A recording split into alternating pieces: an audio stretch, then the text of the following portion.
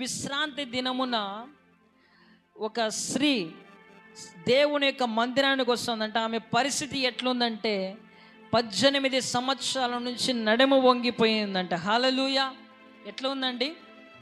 అందరూ చెప్పాలా? ఎన్ని సంవత్సరాల నుంచి?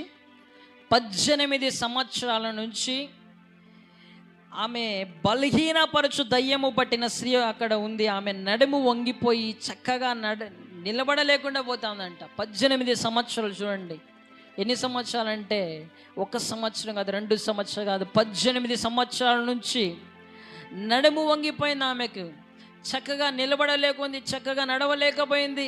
ఆమె ఏ విధంగా అయిపోయిందంటే ఎంతో బలహీనపరచబడిందంట. ఆమెకు పట్టిన దయ్యము పేరే బలహీనపరచు దయ్యము. చూడండి, ఆ బలహీనపరచు దయ్యము పట్టింటే ఆమె ఇంకా ఎంత బలహీనమైన స్థితిలో ఉంటుందో ప్రియమైన దేవుని బిడ్డలారా. ఎంత మాత్రము చక్కగా నిలబడలేకుంది. ఈ మాటలు రాసినది ఎవరంటే లూకా అనే ఒక వైద్యుడు, డాక్టర్. లూకా ఎవరంటే డాక్టర్. ఈ డాక్టర్ రాస్తున్నాడు, 18 ఏండ్ల నుంచి బలహీనపరచు దయ్యము పట్టిన యొక్క స్త్రీ ఉంది. ఆమె నడుము ఎందుకు వంగిపోయిందంటే డాక్టర్స్ చాలా రీజన్స్ చెప్తారు. హల్లెలూయా. చాలా రీజన్స్ చెప్తారు. కానీ ఈ డాక్టర్ ఏం చెప్తున్నాడంటే ఆమెకు బలహీనపరచు దయ్యము పట్టింది కాబట్టి 18 సంవత్సరాల నుంచి ఆమె నడుము వంగిపోయిన స్థితిలో ఉంది అని లూకా అనే వైద్యుడు, ఆయన వైద్యులు ఊరకనే చెప్పారు ఆ మాట, అంతా పరిశీలించే చెప్తారు.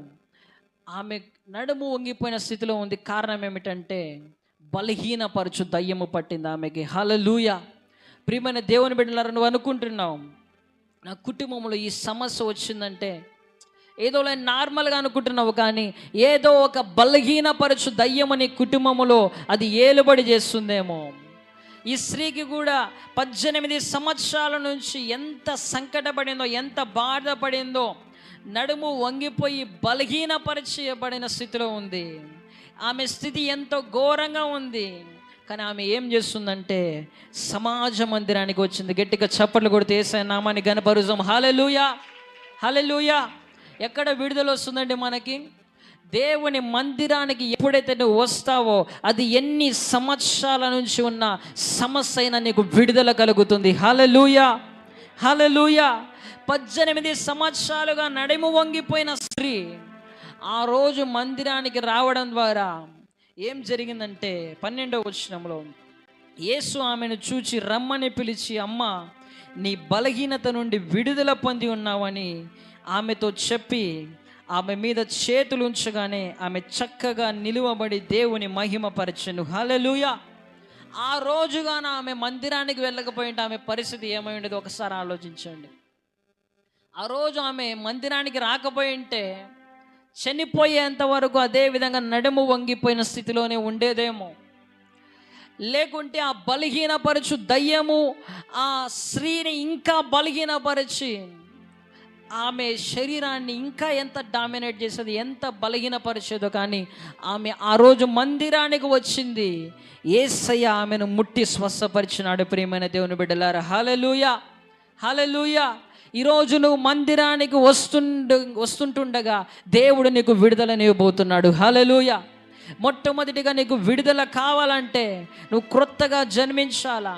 రెండవదిగా నీకు విడుదల కావాలంటే ఉపవాస ప్రార్థన చేయాలా. మూడవదిగా నీకు విడుదల కావాలంటే దేవుని మందిరానికి నువ్వు రావాలా. హల్లెలూయా. ఏ ఆదివారం నీకు విడుదల వస్తుందో నీకు తెలియదు. అర్థమవుతుందండి? ఏ ఆదివారము దేవుడు నిన్ను దర్శిస్తాడో తెలియదు. ఏ ఆదివారము దేవుడు నిన్ను స్వస్థపరుస్తాడో తెలియదు. ఏ ఆదివారము దేవుడు నీకు డెలివరెన్స్ చేస్తాడో తెలియదు. కాబట్టి ప్రతి ఆదివారం నువ్వు వస్తూ ఉండు. నా యేసయ్య ఏదో ఒక ఆదివారం నీకు ఖచ్చితంగా విడుదలనిస్తాడు. హల్లెలూయా, హల్లెలూయా. ప్రియమైన దేవుని బిడ్డలారా, ఆమె చక్కగా నిలబడిందండి. 18 సంవత్సరాల నుంచి నిలబడలేని స్త్రీ చక్కగా నిలవబడింది. ఈరోజు చక్కగా నిలవబడలేని స్థితిలో ఉన్నావేమో, ఆత్మీయంగా నిలబడలేకుండా పోతున్నావేమో. మందిరానికి రా, దేవుడు నిన్ను నిలబెడతాడు. హల్లెలూయా, హల్లెలూయా. శారీరకంగా బలహీనంగా ఉన్నావేమో, మందిరానికి రా, దేవుడు నిన్ను స్వస్థపరిచి నిలబెట్టేవాడుగా ఉంటున్నాడు. ప్రియమైన దేవుని బిడ్డలారా, ఈరోజు ఫైనాన్షియల్గా నిలబడలేకపోతున్నావేమో, కానీ దేవుని మందిరానికి రా, దేవుడు తన ఆశీర్వాదం ఇచ్చి నేను నిలబెడతాడు. హల్లెలూయా. మానసికంగా కృంగిపోయిన స్థితిలో ఉన్నావేమో, కానీ దేవుని మందిరానికి వస్తే దేవుడు నీ మానసికంగా దేవుడు నిన్ను విడుదలనిచ్చి నిన్ను నిలబెడతాడు. ప్రియమైన దేవుని బిడ్డలారా, 18 సంవత్సరాల నుంచి శారీరకంగా కృంగిపోయింది, మానసికంగా కృంగిపోయింది, నడుము వంగిపోయింది, సూర్యుని చూడలేదు, ఎదుటి ఉన్న వారిని కూడా చూడలేదు, ఎంతో భయంకరమైన స్థితిలో ఉన్న ఆమెనే విడిపించిన దేవుడు ఈరోజు నేను విడిపించలేడా? ప్రియమైన దేవుని బిడ్డలారా, ఆమె శారీరకంగా విడుదల పొందుకుంది, మానసికంగా విడుదల పొందుకుంది. హల్లెలూయా. చాలామంది శారీరకంగా మంచిగా దృఢంగా కనపడతారు, కానీ మెంటల్గా మానసికంగా కృంగిపోయిన స్థితిలో ఉంటారు. ఆ స్ట్రగుల్స్ని బట్టి, ఆ యొక్క సమస్యలను బట్టి, ఆ యొక్క పోరాటాలను బట్టి శారీరకంగా పైకి చూడడానికి మంచిగా బలవంతులుగా కనపడతారు, కానీ లోపల వారి యొక్క మానసిక స్థితి ఎట్లుంటుందంటే చాలా ఘోరంగా ఉంటుంది. కుటుంబంలో ఉన్న సమస్యలను బట్టి పైకి నవ్వుతూనే ఉంటారు, కానీ విడుదల లేకపోవడం ద్వారా హృదయంలో ఎంతో బాధ అనుభవిస్తూ ఉంటారు. ప్రియమైన దేవుని బిడ్డలారా, పరిశుద్ధాత్మ దేవుడు ఈరోజు ఇక్కడ కూర్చున్న ప్రతి ఒక్కరికి ఆయన మానసికంగా విడుదల దయచేయబోతున్నాడు. హల్లెలూయా, హల్లెలూయా. నీ కుటుంబంలో ఏ సమస్యతో బాధపడుతున్నావేమో, ఏ విషయాన్ని బట్టి ఏడుస్తున్నావేమో, ఏ విషయాన్ని బట్టి కృంగిపోతున్నావేమో, కానీ ఇదిగో దేవుడు ఈరోజు నిన్ను నిలబెట్టబోతున్నాడు. హల్లెలూయా. ఆ స్త్రీ ఏం చేసిందంటే అక్కడ 13వ వచనంలో, ఆమె మీద ఆయన ఎప్పుడైతే చేతులు ఉంచగానే ఆమె చక్కగా నిలబడి దేవుని మహిమపరిచిందంట. హల్లెలూయా, హల్లెలూయా. దేవుని మహిమపరిచే వ్యక్తులుగా మీరందరూ మారబోతున్నారు ఈరోజు. ఈ వాక్యము దేవుడు ఎందుకు ఈరోజు విడుదల చేసి ఉంటున్నాడంటే, ఇదిగో మీ అందరికీ ఆయన విడుదలనిచ్చి మీ ద్వారా ఆయన మహిమపరచబడబోతున్నాడు. హల్లెలూయా, హల్లెలూయా. ప్రియమైన దేవుని బిడ్డలారా, దేవుని యొక్క మహిమకు, దేవుని యొక్క ఆ కార్యాలకు ఒక అడ్వర్టైజ్మెంట్గా నువ్వు ఉండబోతున్నావు. నమ్మిన వారు రిసీవ్ అనండి. దేవుని యొక్క మహిమకు నువ్వు ఒక అడ్వర్టైజ్మెంట్ అంతే. నిన్ను చూశారనుకో, దేవుడు మహిమపరచబడతాడు. హల్లెలూయా. ఎందుకంటే ఈరోజు దేవుడు నీకు అటువంటి విడుదలని ఇవ్వబోతున్నాడు. ఇన్ని రోజులు సమస్యలో ఉన్నావు, కానీ ఆ సమస్య నుంచి బయటికి రాబోతున్నావు. దేవుడు మహిమపరచబడబోతున్నాడు. హల్లెలూయా. ప్రియమైన దేవుని బిడ్డలారా, ఎంతకాలమో అదే సమస్యలో ఉంటావు, మరలా తిరిగి జన్మించు. పరిశుద్ధ గ్రంథంలో ఒక మాట రాయబడి ఉంటుంది, మత్తయి సువార్త 12వ అధ్యాయంలో. చాలామంది దేవుని దగ్గరకు వస్తారు, దేవుని దగ్గర పాపక్షమాపణ పొందుకుంటారు, మరలా పాత జీవితంలోనికి వెళ్ళిపోతారు. మత్తయి సువార్త 12వ అధ్యాయం 43వ వచనంలో, అపవిత్రాత్మ ఒక మనుష్యుని వదిలిపోయిన తర్వాత అది విశ్రాంతి వెతుకుచు నీరు లేని చోట్ల తిరుగుచుండును. విశ్రాంతి దొరకనందున నేను వదిలి వచ్చిన నా ఇంటికి తిరిగి వెళ్ళుదుననుకొని వచ్చి ఆ ఇంట ఎవరనూ లేక అది ఊడ్చి అమర్చిండుట చూచి వెళ్ళి తనకంటే చెడ్డవైన మరి 7 దయ్యములను వెంటబెట్టుకొని వచ్చును. అవి దానిలో ప్రవేశించి అక్కడనే కాపురం ఉండును.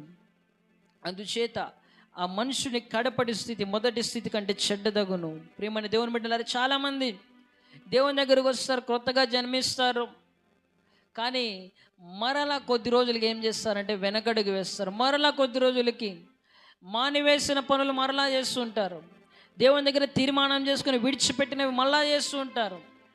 అందుకని ఇక్కడ రాయబడి ఉంది, అపవిత్ర ఆత్మ ఒక మనిషిని వదిలిపోయిన తర్వాత మరలా వస్తుందంట. హల్లెలూయా, హల్లెలూయా.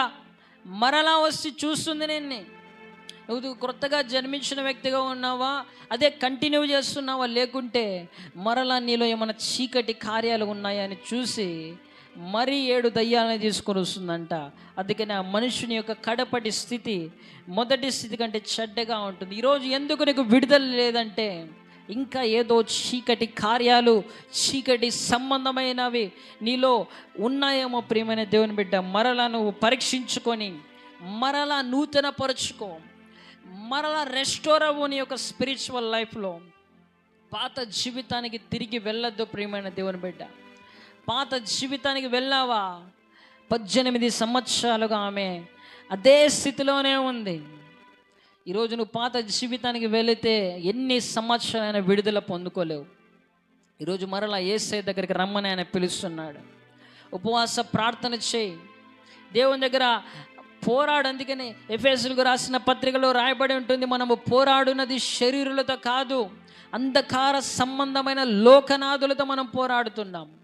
అపవాదిని ఎదిరించు, బాహ్య సంబంధంగా కాదు, స్పిరిచువల్గా, ఆత్మీయంగా ఉపవాస ప్రార్థన చేసి అపవాదిని ఎదిరించు. దేవుడు నీకు ఖచ్చితంగా విడుదలనిస్తాడు. ఈరోజు దేవుని మందిరానికి రా. ఏ రోజు కూడా నువ్వు మందిరాన్ని మానద్దు. ఎందుకంటే దేవుడు ఏ రోజు ఎటువంటి విడుదల ఇస్తాడో మనకు తెలియదు, ఏ రోజు ఎవరిని దర్శిస్తాడో మనకు తెలియదు. ఆయన మందిరానికి వచ్చే వారిని ఖచ్చితంగా ఆయన విడుదల ఇచ్చే పంపిస్తాడు. ప్రియమైన దేవుని బిడ్డలారా,